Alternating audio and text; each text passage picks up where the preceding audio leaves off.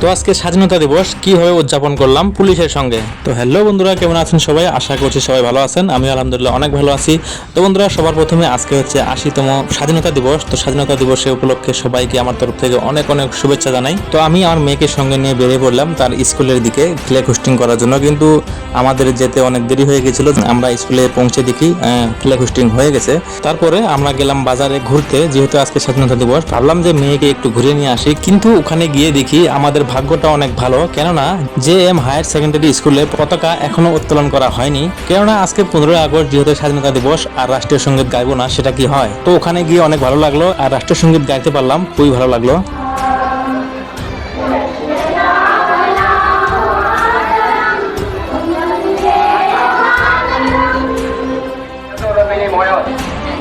আমার এই স্বাধীনতা আজই আমার প্রতিজন নাগরিকের কর্তব্য আমার এই ভারতের স্বাধীনতা অক্ষুণ্ণ রাখার। আরো এই জীবন সংগ্রাম সোসাইটি ঠাকুরবাড়ির জনকল্পনা তার পিছন অনুপনা লড়া বলে মতো স্বপ্ন।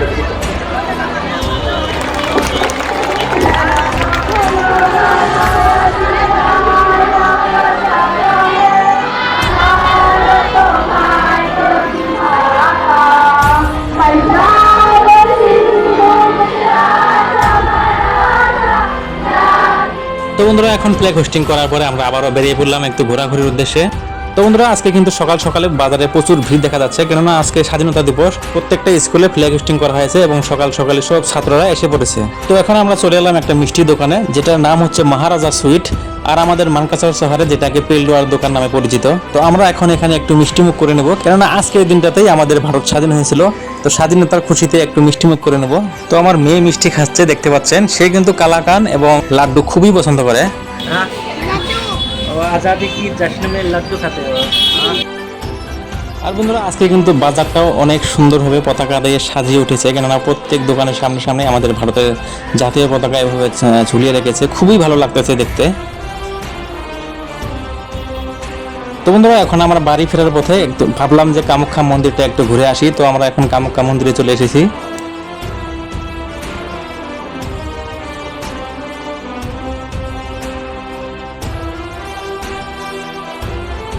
তো বন্ধুরা, কামাখ্যা মন্দির কিন্তু আমাদের এখানে একটা প্রাচীনতম একটা জায়গা, প্রাচীনতম মন্দির। তো সেটার একটা কাহিনী আছে। তো সেই কাহিনীটা এখানে আজকে বললাম না, কেননা আজকে আমি ব্লগ বানাচ্ছি স্বাধীনতা দিবসের জন্য। তো এই কামাখ্যা মন্দির বিষয় নিয়ে আমি একটা অন্যদিন কোনো অন্যভাবে ভিডিও বানাবো।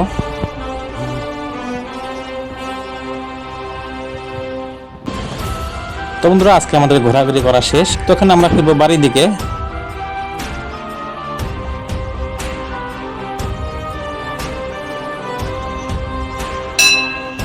তো বন্ধুরা, আজকে এই পর্যন্তই। আশা করি আপনাদের ভিডিওটা ভালো লেগেছে। ভালো লাগলে লাইক, শেয়ার, কমেন্ট করবেন। তো বন্ধুরা, দেখা হবে কোনো একটা নতুন ভিডিও নিয়ে। ততক্ষণে ভালো থাকবেন, সুস্থ থাকবেন। টাটা, বাই বাই, নমস্কার, খুদা হাফেজ, জয় হিন্দ, জয় অসম, জয় জুবিন দা।